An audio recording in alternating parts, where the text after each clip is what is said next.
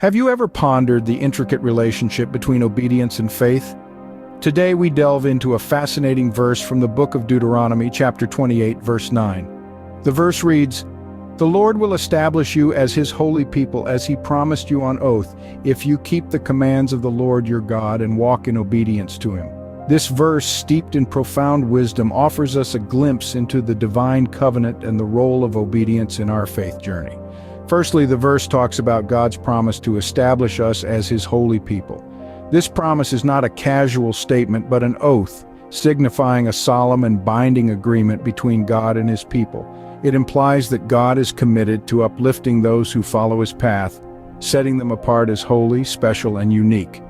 Secondly, the verse mentions, "If you keep the commands of the Lord your God." This "if" is conditional, indicating that the fulfillment of God's promise hinges on our actions. It's not just about passive faith, but active obedience. Keeping God's commands means living a life that aligns with his teachings and principles, not just in thought, but in action.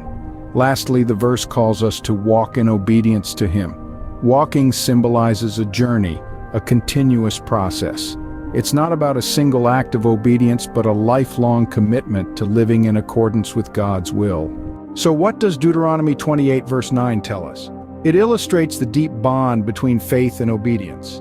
It reminds us that being part of God's holy people is not a mere privilege, but a responsibility. It calls us to live actively in our faith, keeping God's commands and walking in obedience to him. In summary, Deuteronomy 28 verse 9 serves as a powerful reminder of God's promise to establish us as his holy people if we uphold our end of the divine covenant.